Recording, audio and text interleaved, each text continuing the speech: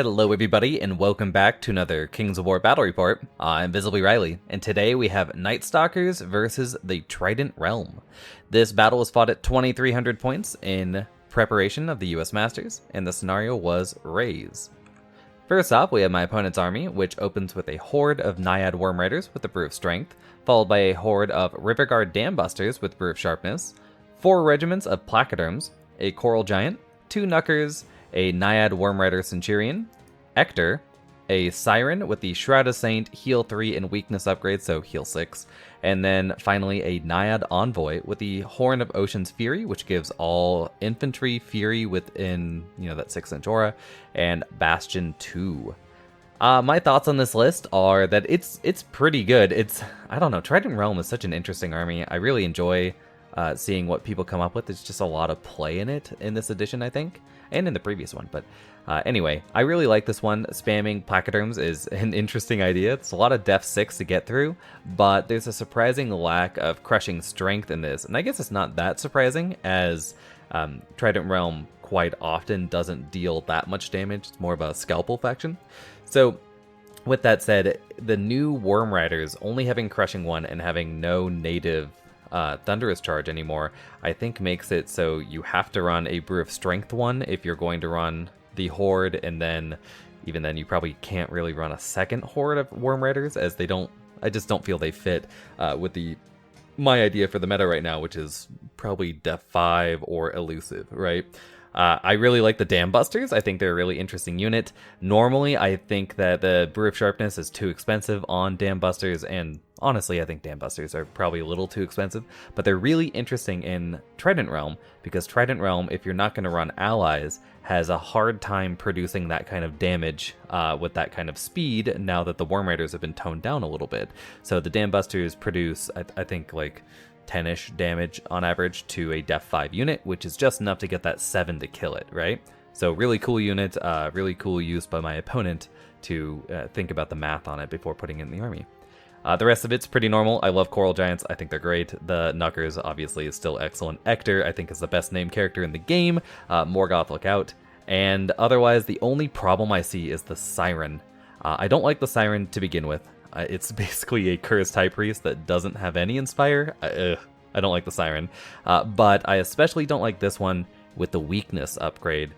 Just because I feel I don't like having heal and another spell that I want to cast every turn. Weakness is one of those things that you really just want to, upkeep the whole time. So I feel if you're gonna run weakness, you need 2 of it, and then if you're gonna run shroud healer, you can't really put another spell on there, right? You need to really be casting that heal. Otherwise, you're spending 30 points on an item that you don't really need. So those are my thoughts on the army. It's really cool. Let's move forward. This is my Nightstalkers list. It's very similar. Again, it opens with a horde of butchers, followed by a regiment of doppelgangers, 2 regiments of reapers, 2 regiments of scarecrows, 2 regiments of soul flayers, 2 planar apparitions, 3 mind screeches, a butcher flesh ripper with a trickster's wand, and finally the horror with inspiring talisman, the vicious melee infantry upgrade, and Bane Chant 2. So this time I didn't swap out Bane Chant. I didn't swap out Lightning Bolt 3 for Bane Chant 2. I just took Bane Chant 2. Just because I'm juggling those final 20 points on the list, this is one of the other things I could do with it, so why not? It puts me up to Lightning Bolt 21, which is quite a bit. I might as well call this list the Catatumbo list, I guess. Anyway, moving on to the scenario. So Raze is a very interesting scenario. I really enjoy it because it's a good explanation. It's a good example of how you can make a game have agency every turn, so you don't rob that agency from each player, while still, keeping it Kings of War. So because you burn the objectives every turn, and you score at the end of each opponent or each round, it makes it so movement is very important in this game, and it makes it so those gun lines that just rush into the center of the line at the end of the game, that's not really a thing here. So anyway, let's talk about the actual scenario.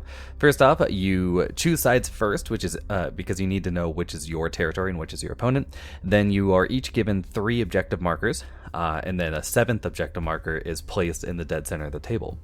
Each player takes turns. You take turns putting out the objective markers. They have to be more than 6 inches from the center line, and then they have to be more than 12 inches away from each other and more than 3 inches away from impassable terrain, including the board edges.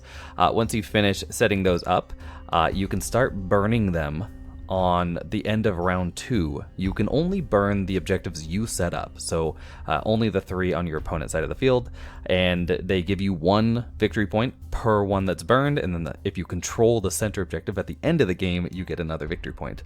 So let's take a look at how that looks on the table. So first up, we've got in red here, red and blue, we've got the center objective. So this one cannot be burned. You just control it at the end of the game like every other objective in the game. Then we have in yellow and blue, we have the 3 objectives I set up. So they are, this one, for example, is exactly 3 inches, that's a great 3, 3 inches away from the board edge, while these 2 are just 12 inches away from each other and more than 6 here, right?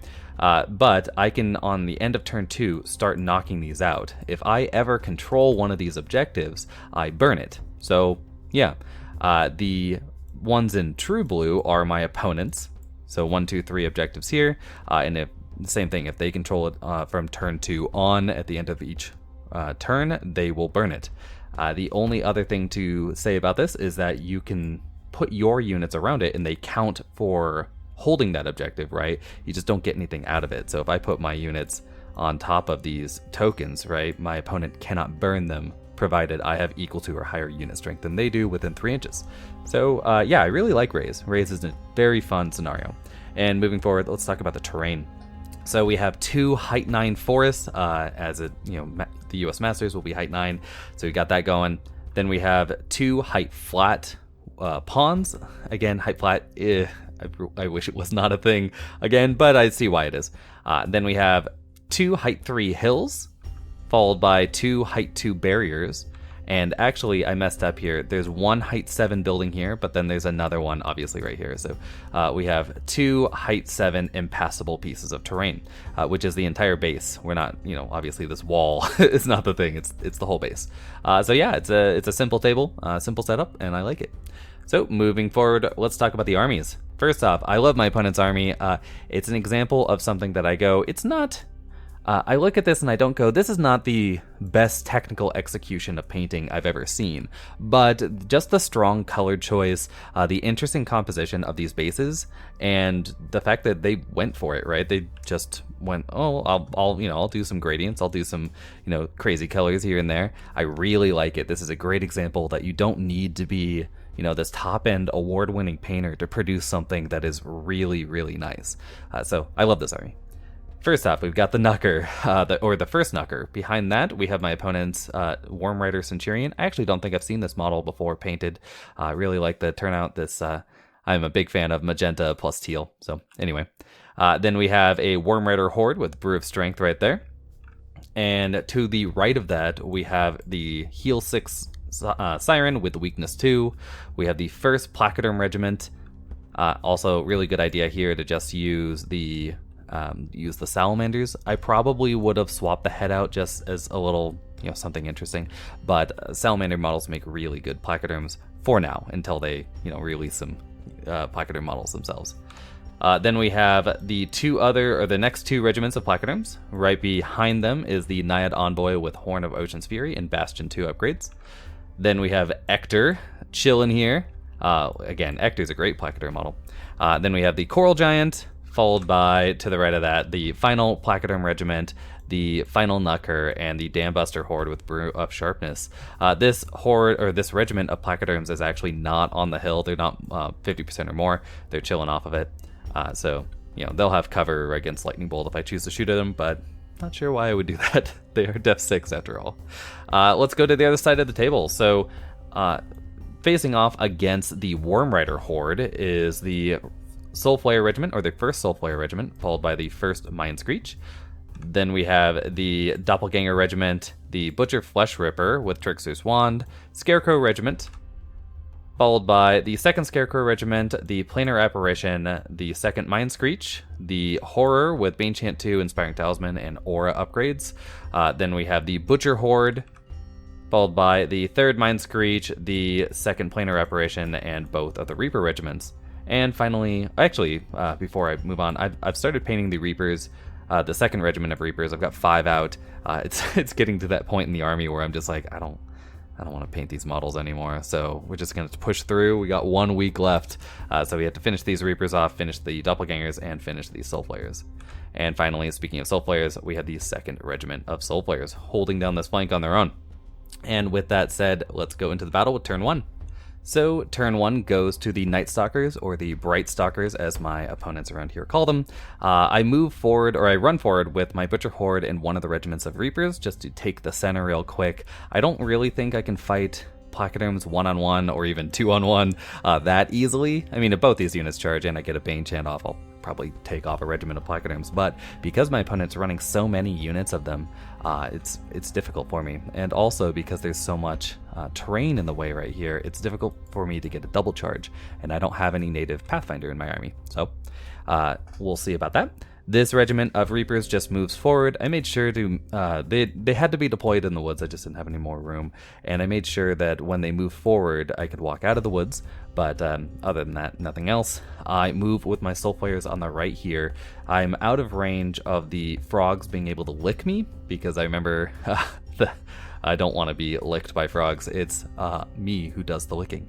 But I'm still within 18 inches of wind blasting the Coral Giant. I want to make sure that that Coral Giant is not really staying with the battle line, because this seems like a weak area to me, and if I can kill, if these Placoderms push forward hard, I can really kill one of them off, and I can probably make sure that these two are in my front, but I can't deal with this Coral Giant unless I throw another unit away. So I want to push it off. On my left side, we've got the Scarecrows just shambling as far as I can. Then on my left, I have my Butcher Flesh Ripper just chilling here by the impassable terrain. I'm actually a little off of it, so I can still rotate. Or I guess I could still rotate through it, but in case I want to charge, I can rotate. We have got the Doppelgangers running forward as fast as they can. They're only speed 5 this game because I didn't buy them the Brew of Haste, so we'll see about that. And one of the Mind Screechers is following them up. Finally, we've got the Soul Flayers over here.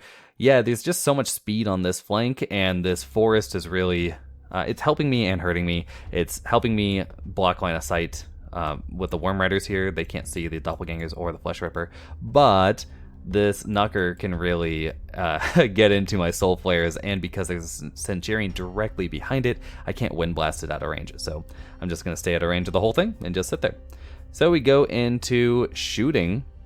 And with the shooting, we've got my little lightning bolt that could, the lightning bolt 3 from the horror, does 1 wound to the Coral Giant. Coral Giant is, of course, an Iron Resolve unit. And then I push it back with my Wind Blast. I think I push it back 3. And over here, this is all my lightning bolt, or 2 of my lightning bolt. 1 Mind Screech did not have range to this guy, but I end up doing 8 wounds to it. And I think the mat we're playing on might be a little small, because I remember measuring it and being just within 24, but I deployed behind my own units, so I'm at least 80 millimeters back there. Then these Placoderms are 100 millimeters, and that's probably about an inch there. But even 180 millimeters is slightly over 7 inches, which means that they're slightly out of 31, right? But I was definitely within, so I think the mat might be off, or maybe I moved wrong, or maybe we deployed wrong. Something went wrong here. Anyway, it takes 8 wounds from Lightning Bolt. And over here I do 2 damage with my other Lightning Bolt, my other Mind Screech, managing to get that 2 damage. I really like this. This is really nice. I didn't notice while we were playing the game, but this is heads and tails better than the other models in the army in terms of execution. I really like it. Great color balance down here. Great use of multiple colors there. Really nice. Good job, guy. So we go into break techs. And first off, on the left, you can hear my heater going on, I think, but it's cold.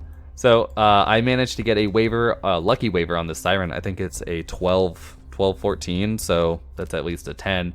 So pretty good there. And I managed to kill off this Naiad Envoy. 8 wounds, I think, is a 4 to kill it, or maybe it's a 3 to kill it. Yeah, it's probably a 3. I think they're 9-11. So it's gone, and yeah, the Wind Blast pushed him 3-ish, 3-4 inches backwards. So with that, let's go into turn 1 for the Trident Realm. So turn 1 Trident Realm, my opponent is a consummate Trident Realm player and really just stays back, which I hate it. I mean, I love it. It makes for really good games, but it also makes it's infuriating because I'm like, I just want to fight you, and they're like, nah, why don't we stay in the woods? So first off, we've got this Knucker running forward, and my opponent nailing a really good play here. Runs forward with the Knucker in front of the Soul Flares. One, Knuckers have Ensnare. I have Flight, but this Knucker is far enough back to block from my leader point to either of these units, so it's casting a pretty decent shadow. So even though, you know, this part of my unit and this part of my unit can see all this stuff, right, I can't actually see it because my leader point is blocked by this one Knucker. So great use of a speedy monster, just going right there in front of me.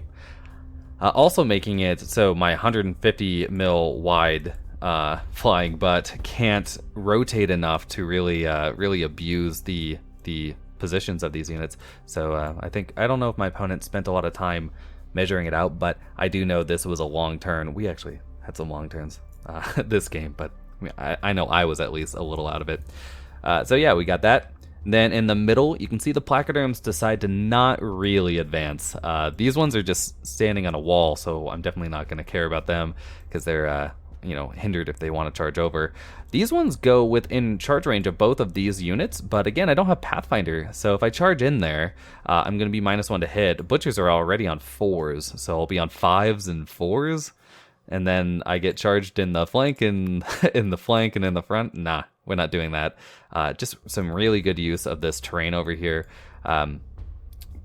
considering I can't really get through it. So great movement by my opponent. Then we've got these placoderms just getting onto the hill again to threaten that flank charge, while these dam busters just chill out behind them, because why not? This Knucker runs forward. I think that this is probably the only misplay I saw in the turn, which is this Knucker is staring directly at a wall. Were I a smarter player, I could have abused this and just taken it out with Mind Screeches, because I can move. Placoderms are only speed 10, so I could have moved forward to get line of sight onto it and just shoot it, but yeah, I just don't get why it's there. Anyway, moving forward, we've got Ector firing into my Reapers who had moved out of the woods. Pretty good plan to push them back into it. Gets 2 wounds on me, but no, doesn't get a lucky waiver or anything. So we move on to turn 2. So turn 2, yeah, we've got my Soul Flares back here deciding to back up. They're out of charge range of the Worm Riders, all the Worm Riders here, the Centurion and the Horde, and then they'll just tank the charge of the Knucker in the front. I don't think a Knucker can take me in 1 round, and even if it does, it's not that bad, and on top of it, I might be able to take it right back. I didn't want to charge it here because I just didn't want to get charged by my I didn't want my Soul Flare to be charged by either of these units, especially the Centurion in the back here, because it currently has no charge besides the Soul Flares. And, which you'll see later in the turn, I want to put my Lightning Bolt into this Knucker and just take it out instead. So I back up with the Soul Flares, still staying within 20-inch charge here. I move my Butcher Flesh Ripper, I nimble pivot, and then just run the Flesh Ripper forward. It's probably gonna die to the Worm Riders because they have Brew of Strength. I think they on average do 8 wounds to me total. So yeah, I mean, it's a 6 twice, but still a 6 twice. So just moving forward, because the Doppelgangers had no way to really get out of trouble, and I don't mind the Worm Riders killing off my Flesh Ripper if my Doppelgangers can charge back in. I think I made a small maneuvering error here, which is I should have backed up the Butchers a little bit, or the Butcher Flesh Ripper a little bit, to make it so these guys have to actually fall back to make it so that if they have to fall back to get into the woods to make it so this is a hindered charge, I could maybe get these flyers in there or something else. But anyway, it's a minor error, but it was an error. Should have backed up a little bit and then backed up this stuff a little bit. So anyway, that's the left. In the middle, things are getting, it's always a little jumbled with the way I play. So we've got the Mind Screeches just moving forward to get the Lightning Bolt onto that Knucker off screen now. I move these Scarecrows to back up the Doppelgangers, just in case any of those speed elements decide to ignore them and just run by. I still have some speed bumps of my own. Then we have my line, just reforming. I place myself directly out of charge range of any of these units, but not out of charge range of the Coral Giant. It could come in if it wants. And then I also made it so these Reapers cannot be seen by this Knucker, and then the Knucker can see these units, but then it's in the flank, so it can't actually charge them because I've gone with the big line here. This is what I meant by I don't really get the Knucker's movement here. I could shoot it anyway if I wanted to, and it just blocked its own charges. So I'm not getting why it's staring at a building. I move both the planar apparitions forward. This one's going to go for a heal onto my Reapers. This one's going to go for a Mind Fog because the wavered Siren has backed up. So yeah, just go for a deep Mind Fog. Needs a 10 to get the waver, but nah. And here we go with the shooting. I think this is actually an end of turn shot. So first off, with my shooting, I only do 4 damage with Lightning Bolt 18 into that Knucker. So that's it's about 2 below. What is it? No, it's significantly below too, right? 18, that's 9 hits, and then no, and then I wound on a 3, so 6 wounds on average. Yeah, 4 is not great, and then I also missed the waver by 1, so I'm like, yeah, dang it. I mean, an 8 is a great roll, but yeah, just needed that 1 more wound. So we fail there. And then when I went for my not my wind blast, but my Mind Fog here, yeah, I rolled double 3, so I don't get the Mind Fog there. I can do whatever it wants, and that's it for shooting. Oh no, I get the heal too, off on my Reapers, so that's nice. And I moved my Soul Flares over here. They actually flew to the side of the Dam Busters and went for. I don't think they wind blasted. I think they just ran 20 and then pivoted. So they're gonna mess around with those Dam Busters for a little bit. And that is it for the Nightstalkers turn 2. Not a lot of death. And here we go with turn 2 on the Trident Realm. So first off, we've got this Knucker going into my Soul Flares. Again, I'm not too worried about it, but it would have been nice to, obviously to have killed it or wavered it, because that would have been great. Over here, we've got the Naiad Centurion not going into my Doppelgangers. I think my opponent's trying to do the exact same thing to me that I did to them, where they're trying to, or not, not the exact same thing, because they're not trying to block line of sight, but trying to block the pivoting charge of the Doppelgangers. They do hinder it, but that's a lot of space between the 2 units, so I can probably still do whatever I want. The Flesh Ripper gets charged by the Worm Raiders, and that seems just fine, obviously. Then, yep, just showing that charge again, I guess. And then we've got the center and right side. So first off, yeah, the Placoderms just reform their line. Now there is a bit of a gap here. They're not an exact line, but I don't have any units to exploit that because I've moved the Soul Flares out of the way. I think I'm actually misplaying these Soul Flares this game. I think I should have pushed them. I don't know. The Dam Busters are really hard to deal with here because they're fly and then speed 14. I think maybe I just misdeployed them and they should have pushed towards the center. But I really, my plan was to grab this back objective, so I guess I'm keeping the Dam Busters out of the game, so that's fine. But this is a mistake. I'm like, whatever, this objective, yeah, I'll just leave it, and the Knucker can just run on and burn it for free. So I'm running a little bit behind now. Yeah, and so that's about it, and let's see how the shooting and battles go. I think Ector's again gonna go for a wind blast onto my Reapers. That's probably what I would do, but otherwise, meh. I do know that the Siren over here is moving forward to get a weakness off on one of my Mind Screeches, so we'll see about that. And here we go. First off, we've got the burning of the objective just for free. Mistake by me. And here is the end of turn shot. So first off, yeah, this this Knucker goes into the Soul Flares. It does a couple wounds, but I think it rolls the average there. So what is that? 4 wounds. So doesn't get a kill, doesn't get a waiver. They're free to do what they want. And then these guys get the exact average, and including the 6s needed to kill me twice. So they do 8 wounds, then just roll a 6 twice. So it's it's funny at least. And then I think they decided to back up. Back into the woods. And this is what I meant by I should have positioned myself a little bit better, because this was a pretty far back up. And if I could have positioned myself in a way where if they roll a 1, they don't back up far enough, and if they roll a 2 or a 3 and then this fails, I can just flank charge them. But I don't, so this is what happens. I will say there's one nice thing about this, which is the Centurions probably pushed a little bit too far into my lines. But anyway. Over here, this Mind Screech right here does have weakness on it right now from the Siren, as I said before, and it looks like Ector actually went for the Soul Flares with it. I think he actually fails to wound me, so that's pretty funny. Or she? Is Ector a girl? No, that's the Naiads that are all female with the character, so yeah, I think Ector's a he. Anyway, going into there, and we move on to turn 3. So turn 3, things are getting a little bit better now, or a little bit more interesting.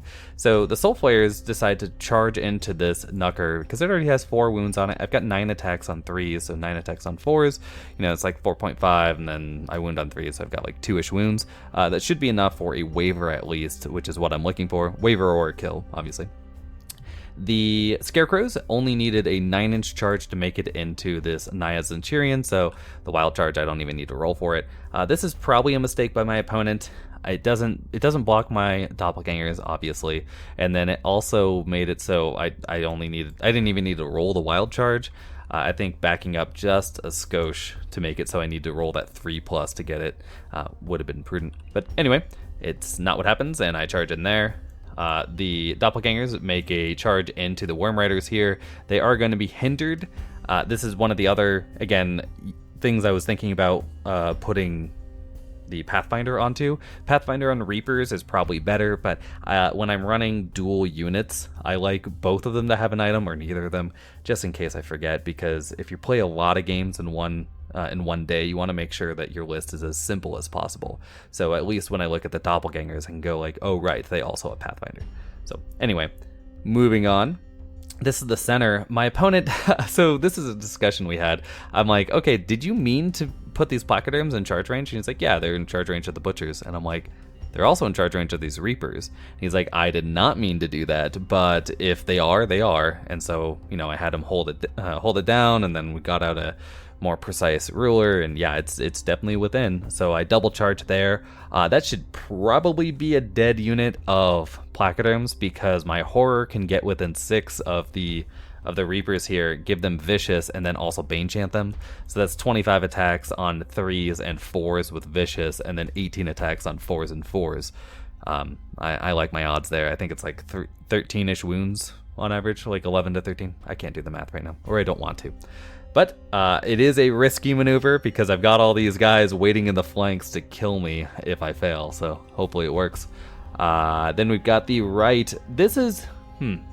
So I charge into the Coral Giant here with my planar apparition, and my idea was that I want to gum up these lines a little bit more. Again, if I fail on the left, or even if I don't fail, I want to make it so these units want to try to charge into the planar apparition, try to kill it off. It is relatively difficult to take down, because it has it's in terrain right now, and then it has ensnare.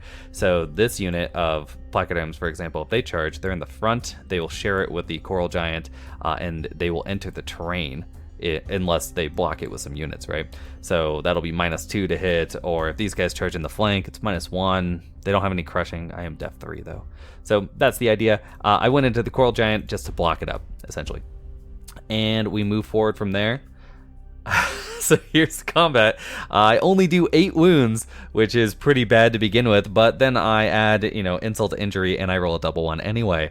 So yeah, that's good job, guys. Really showing them who's boss. But I did get the Bane Chant off, so, you know, it's not all bad. And otherwise, elsewhere in the turn, you can see, well, I guess the pictures were a little loose this turn.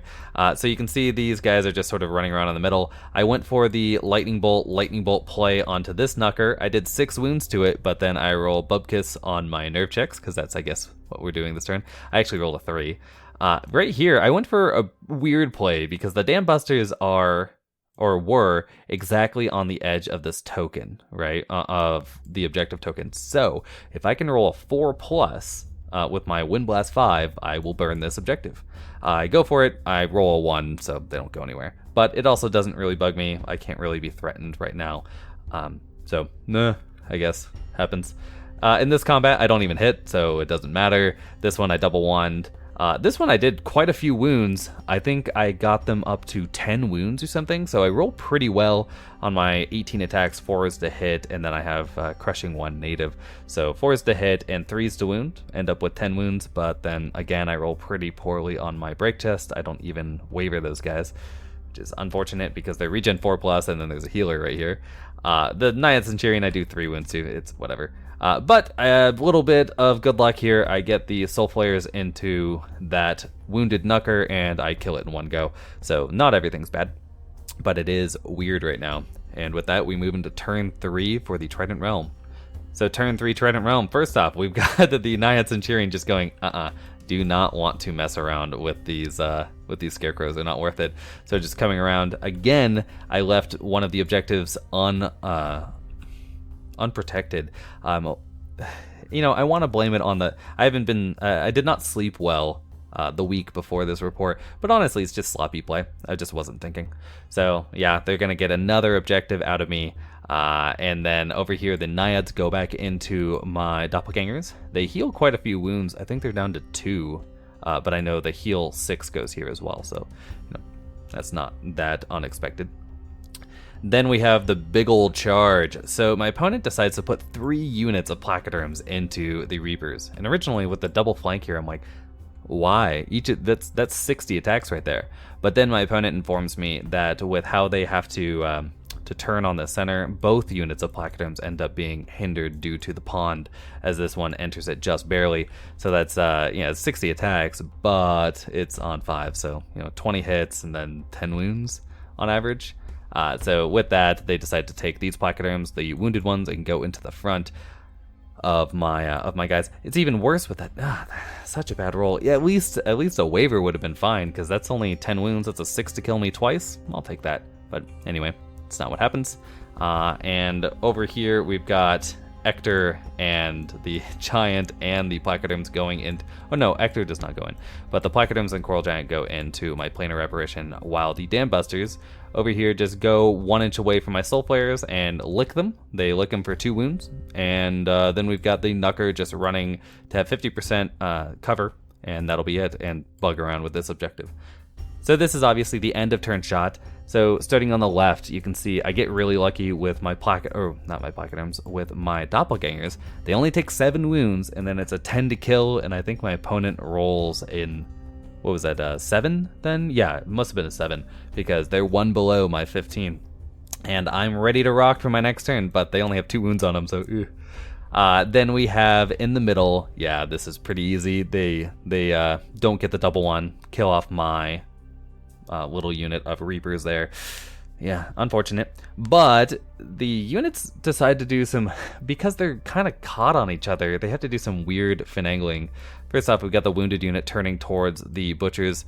Fair enough, because I will end up on this stupid friggin' wall, so it'll be 5s a hit on the, well, not the counter charge, but the counter charge, non-capital. But it'll be in the front instead of the flank. These guys turn to face towards my butchers in case I kill that unit off and they're ready to charge. These guys turn forward to face off against my army, just in case these scarecrows decided to do something about it. But it does open the planar apparition for a flank charge. So, and then, yeah, that'll be about it. Because they failed to kill the planar apparition here, I really thought they were going to. They did 5 wounds to me. That's pretty bad. I know that the Coral Giant actually failed to wound me, which is funny on 1s with this Crush 3. So, yeah, it'll end up with this very weird charge where I rotate the minimum and then I don't touch this piece of terrain. So, I end up just charging in. Also, I can just charge with the planar apparition first and make it normal. Anyway, with that, let's go into turn 4. So turn 4, just opening, I guess no die shot, just opening with the planar apparition going in there. It's got 5 wounds on it, or maybe this is just a end of turn shot or end of combat shot. Yeah, these are end of combat shots. So yeah, all these units are dead, and we go into turn 4. So turn 4, I charge with the doppelgangers into the front of the Worm Riders, and then I go for a flank on the Soul Players. The Soul Players didn't have a whole lot to do this turn. I could have chased around the Centurion, but I couldn't charge it, and I'd already lost that token, so might as well just take out these Worm Riders and free up my units to do what they want. In the middle, I go for a front charge onto this unit of placoderms with my butchers, and then a flank charge with the planar apparition. The planar apparition's no slouch in combat. It's got 4 attacks, 3s to hit, and crushing 1, but then it also brings dread. So it's bringing the dread over here, getting everyone all messed up, and then also 8 attacks on 3s with crush 1. In this corner, on the right side of the table, first off, I fly over the frogs with my Soul Players. I can't charge anything, but I can Wind Blast, I guess. So Wind Blast on Ector, or maybe I ran. Doesn't matter. I then go for the counter charge with my planar apparition and the charge with my Reapers. The planar apparition only manages to regen 2. It's a little unfortunate, but it is what it is. So we're gonna try to. I don't. That's a lot of attacks, but not a lot of damage on average. I mean, we've got 25 attacks on 3s. I didn't move my my horror over here to give them vicious or to go for the pain chant, so it's just gonna be 3s and 5s, and then I've got a planar apparition for 3s and 5s as well, and then dread on a fresh unit of placoderms. So just shooting for the moon here. And then I move my Mind Screeches. As you can see, this is one of the Mind Screeches. They're all metal models, so they don't work well with any terrain. So this is a proxy base facing like so towards the Knucker, and then the other two are just going to go for lightning bolts onto it as well. I guess I could have positioned them a little bit differently to make it so I had other targets to Wind Blast or whatever, but I don't. I don't actually charge with these Scarecrows into the placoderms in the water because I don't want them to get a counter charge. I want them to have to hinder charge my Scarecrows, because Scarecrows, I mean, this is not going to do anything to the placoderms. Scarecrows definitely are not on 15 attacks on 5s and 6s. Nah, we're not doing that. So with that, let's go into the end of turn. On the left, as might be expected, the Doppelganger plus flank charge from Soul Flares kills off those wounded Worm Riders, so they're gone. These Scarecrows would just turn towards the center and move forward, because whatever. And in the middle, first off, we've got the Butchers and my Planar Apparition managing to finish off the placoderms here. I roll really well. I think the Butchers alone did 5 wounds on 5s and 4s. Really happy with that.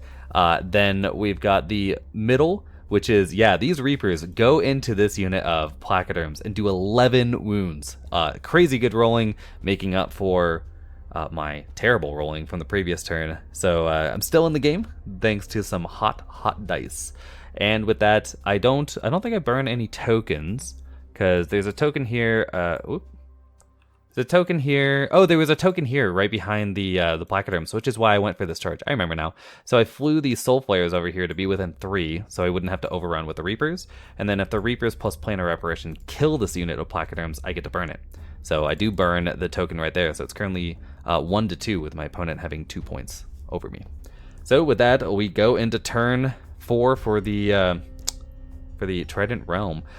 We've got the from the Centurion point of view, just staring down everything in my army.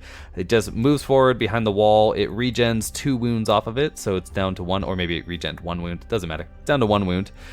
So just staring at my line, staring at the back of a bunch of Mind Screeches. I did place my Mind Screeches intentionally just out of 16, because why take a rear charge?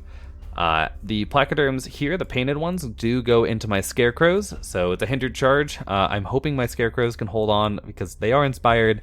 It's 15 attacks on 5s and 3s, and then I'm inspired -14, so hopefully I can hold there.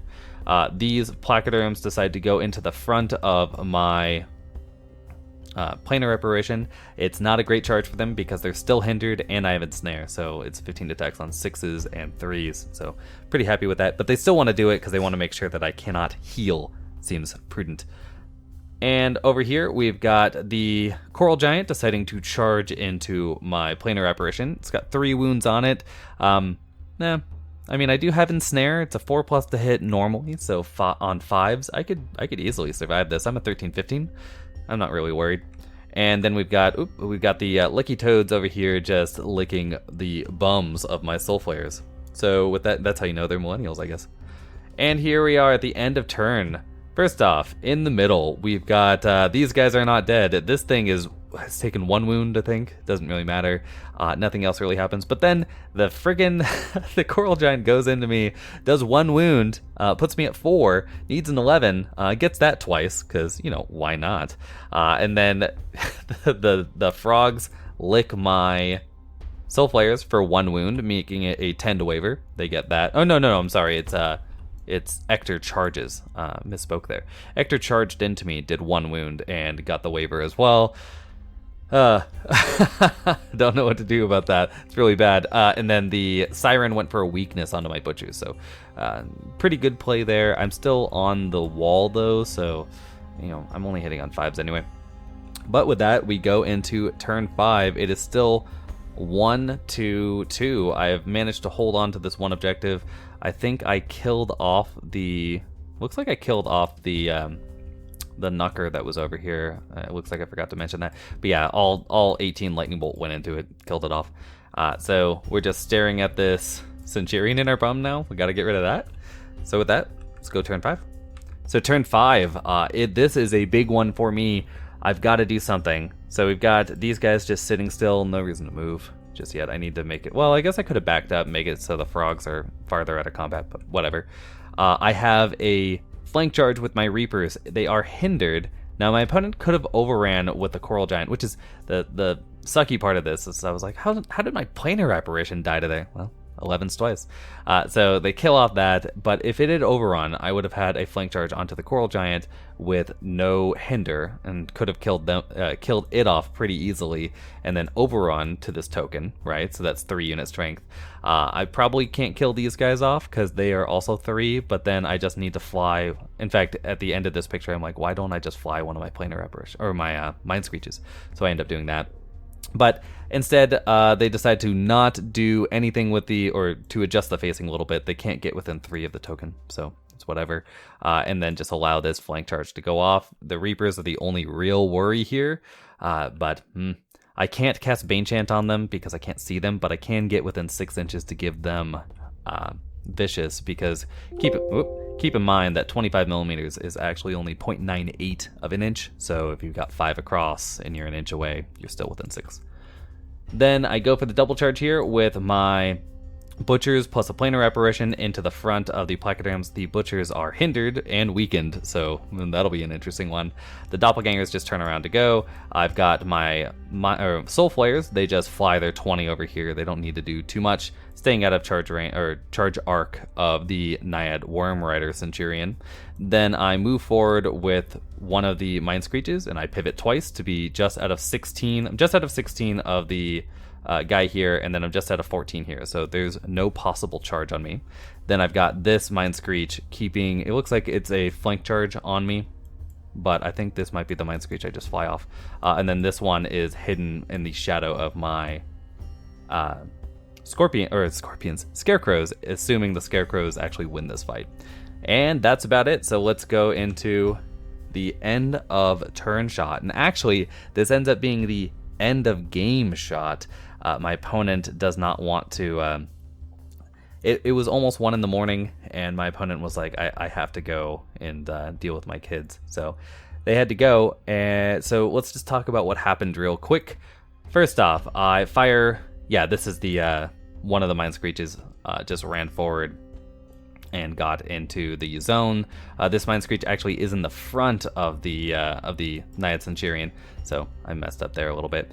It looks like I lost this charge, but no, I did not. It's just my opponent hasn't pulled out the unit. So these guys die to my Reaper charge. That's good. These guys don't. It's really funny, actually. I roll really well to hit with my hindered Butchers, but then the weakness got me. So, I mean, it's heuristic, but, you know, weakness is a great spell. But I do a couple of wounds to them. I think I end up wavering them, but it doesn't really matter, as this guy has maybe 1 wound on it, and I didn't roll my regen. But yeah, so we've got 1 unit of Placoderms up, 1 unit down. This thing can only move forward, and then we've got the frogs ready to kill off these soul players, along with Hector. On my opponent's turn, we talked it through a little bit, because obviously I'm the top of the round, and I do get to burn this token because I have unit strength 3, 4 to my opponent's 3 within that range, so I burn it. So the only one left for me to burn is over here, and the only one left for my opponent is right here, and I am within 3 with this Mind Screech. So my opponent can run this giant over here, and I think it has Strider, not Pathfinder, so it can stop at the edge here and run over and just sit on the token. But this Mind Screech cannot be charged by anything right now, so I can just fly around and be a dick if I want to. The only thing my opponent could do to get this, I'm not exactly 3, I'm a little over, or yeah, I'm somewhere around 2, and Hector could move forward, I think. No, wait, that's right, Hector's only speed 5. Yeah, so Hector does not have range to Mind Blast me this turn, or Wind Blast me, but could do it on the next turn. So my opponent can move forward with this giant, right? And then charge in here, it doesn't really matter what happens. Charge with the frogs, kill them off, whatever. And then run this Centurion over, so they can get the Centurion. If they run the Centurion and the Giant right here, they do get to burn this token, so they'll be at 3 to my 2, right? But to do that, they have to sacrifice the center. So by sacrificing the center, I mean that they probably lose this Centurion since it runs forward and then pivots to face off against the Soul Flayers. This thing can run forward and pivot kind of, but it's going to get charged by something. Either this in the flank or this in the flank. So yeah, with that going on, or I can just cast Lightning Bolt. But I can pretty easily kill off the Centurion. The Coral Giant I can't get too easily, but it's going to be facing the wrong direction anyway, or at best like this, right? So I'm not too worried about it because all I have to do is kill off this one unit of Placoderms. Then with that unit of Placoderms out of the way, I can be pushing over here. This guy, the frogs could position themselves in such a way where they block one side from line of sight, but they can't block both. So this can just fly 14 out of its line of sight. The frogs can shoot at it, I guess, but it doesn't matter too much. All I really have to do is deal with Ector this turn. Then I can deal with the frogs by moving with my Reapers on turn 6, and then holding this objective. So I think that we have a pretty solid game here where I'm pushing for a tie and I can go for the wish list win, because these frogs can't leave. They have to stay here, or I will just fly one of my flyers over there and burn it. So yeah, we've got to go with the frogs here, kill this, back up, right? The frogs have to stay over there. So I can grab this center objective with my, I've got a unit strength 3-1, I've got 3 here, 1, all these units are still available. All I have to do is kill off the Centurion, block up the Coral Giant. This actually might be after, no, the Coral Giant hasn't moved yet. Yeah, so if they go for the double here to get that 1 point, then the Coral Giant I just block up with Scarecrows or whatever I want. I can run the Soul Flayers over there too. I just had to block it up from being able to go anywhere for a turn or two at most, and then I have the center objective because there's nothing my opponent can do about it, assuming that these Placoderms don't kill me. I believe we rolled the Placoderm fight because they charged into my Ogres, they didn't do anything, and then I've got so many attacks here. They are toast. So I can kill them off pretty easily, take the center, sit on it, and at least get a tie, and maybe push for a win, but I think it's probably going to come down to a tie. In the end, we don't know because we had to cut the game short, but great game, really fun. It had some ups and downs, some great dice, some bad dice, and just very tactical. At least for my opponent's side, they were far outplayed me in this game. Yeah. So yeah, I'm really happy. I thought for a second there was going to be a wipeout, and I was going to have to put this on the channel and be like, yeah, I lost all my units because I'm dumb. But instead, we end up with, I think, a fought from behind tie, let's call it. And with that, I hope you guys enjoyed it, and until next time, bye.